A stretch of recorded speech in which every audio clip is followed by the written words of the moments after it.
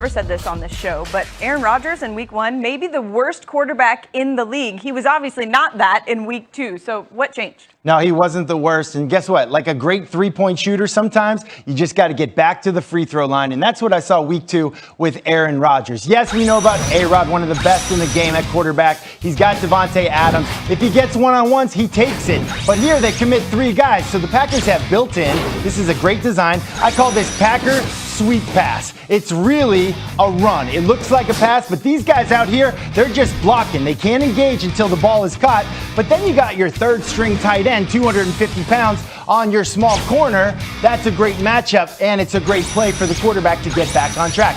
Here we are, Packers sweep pass. Same play. Really a run. You got your 3 blockers up here. Look how they got to commit to it. Aaron Rodgers can take this all day. Very, very tough to defend. Again, back to the free throw line for me. He's looking this way. He could do it. Nope. Tunyon, here he is out the back door. Here are your front blockers, your 3 guys. Even Davante Adams gets into the mix. Very creative ways to get running backs and tight ends to the ball.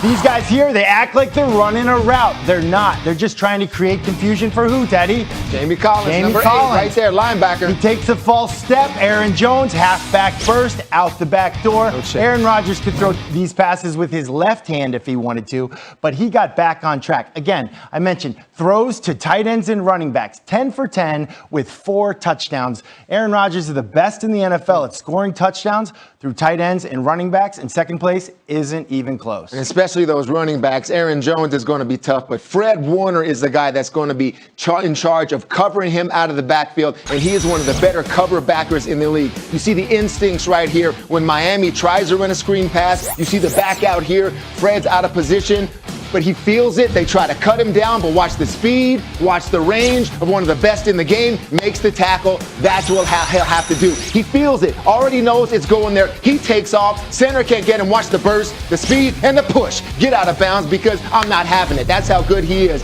So Aaron Jones, the scheme Hass is talking about, but also sometimes it's just simple, and he's getting out to the flat. Defensive end takes one wrong step. There's a slight little pick there, and all of a sudden, the speed and the accuracy, you just can't get there. And one-on-one with linebackers to the flat. Sometimes it's just that simple. This is all this is. Anzalone in Detroit, not fast enough. Not Fred Warner, can't do it. Nice little stiff arm. He gets to the flat, and all of a sudden, he's getting to the sticks. He knows he's got it. He's got the speed. They move the chains because this is the last picture you want to see as a linebacker on defense. When he puts those glasses on, in the rain, it's trouble. Okay? When you see that dance like this, that's when there's going to be trouble. You don't want to see these glasses, Fred Warner, but Aaron Jones is one of the best in the business, too. You look so good. I look so good. am envisioning Teddy in Tucson in college. I don't know what music is playing. You don't want to see it. Tucson, I don't want to see that was last night on the roof. That was last night on the roof in New York City right there. No comment on that. That's the great thing about this matchup. Can we talk about football for a second? You're making me uncomfortable. What do you got? That's the great thing about this matchup, though. If you look, I can't even look in your direction. If you look at what Green Bay is trying to do, they're trying to throw the ball to the running backs, and that's what San Francisco does so well, is keep it from happening. Since 2019, they've allowed the 5th.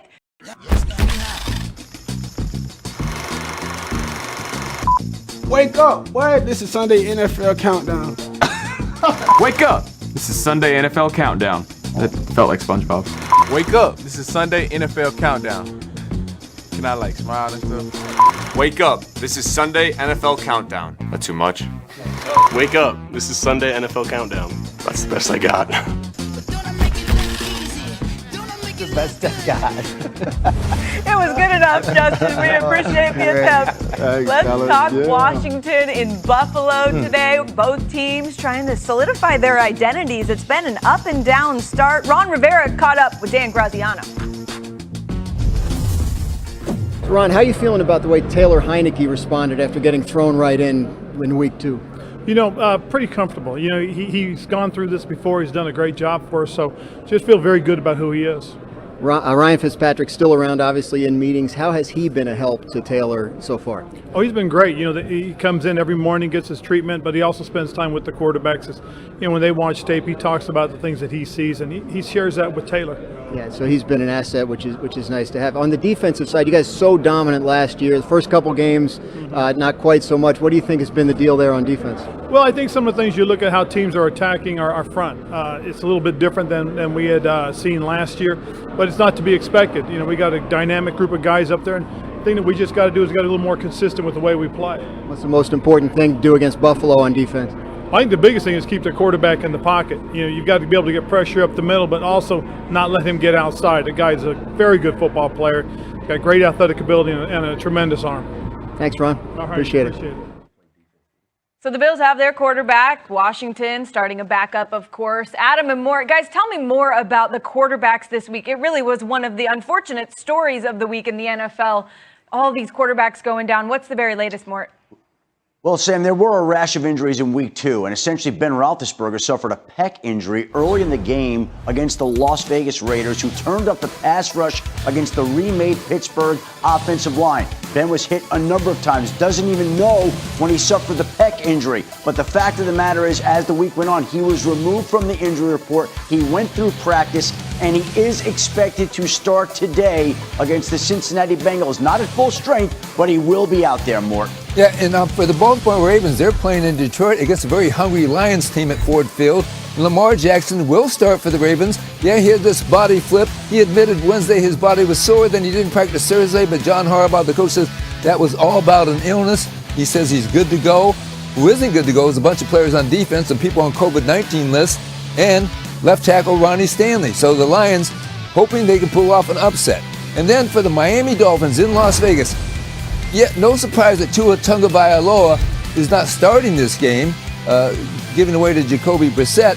But the surprise came Saturday when the Dolphins put him on injured reserve, meaning he's going to miss at least 3 games. This for a player who was day-to-day, and now it's 3 weeks minimum that he's gone.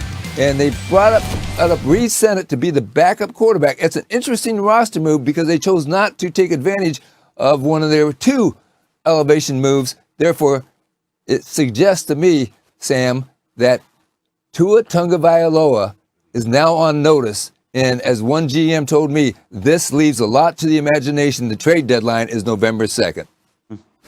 Yeah, a lot to watch for down in Miami. Thanks, guys. Let's get out west, though, where they don't have any quarterback questions there. 2 of the NFC's best, maybe the best in the NFL. Tom Brady, all gas, no break. He's leading the league in touchdown passes. But a successful road trip is nothing new for Tom. Maybe I'm just speaking for myself here. Lindsay Theory is in Los Angeles at SoFi Stadium, where Tom Brady has never played. Good morning, Lindsay. Good morning, Sam. Rams coach Sean McVay tells me it's unbelievable how well Tom Brady is playing, pointing to his ability to make everyone around him better. In fact, McVay says a case could be made that Brady's playing at his highest level ever. That will pose a big challenge for the Rams defense, including Aaron Donald, who's never sacked Brady. In order to counter Brady's quick throws, Donald says we've got to get our hands up. And when he does hold on to the ball, we must take advantage and hit him. As for Rams quarterback Matthew Stafford, he has a big fan in Bucs coach Bruce Arians, who says he'll be on the field during pregame warmups to watch Stafford throw. Arians tells me he loves Stafford because of his talent. He can make every throw at every angle, and he can stretch the field both horizontally and vertically. Sam? Thanks, Lindsay. Yeah, some extra pressure on Matthew today, because if you remember last year, the guy they got rid of to bring Matthew in beat the Bucs in Tampa. So maybe a little extra expectation on Matthew at home today. Let's get to the tail of the tape, though. Let's talk about the edge in some of these matchups we're going to see in this game. Matt, start us off with QBs. Yeah, 2 great ones, but the edge has to go to Tom Brady. He's playing, I think, maybe the best of his career. And look, he's getting faster. When's the last time you saw Tom Brady on a naked bootleg? I don't remember it, but I'm getting old, too. Wide open. But the naked bootleg, and then he finds his little love button there, Gronk. But his brain is getting sharper, too. Look, hey, points it out. Hey, if these guys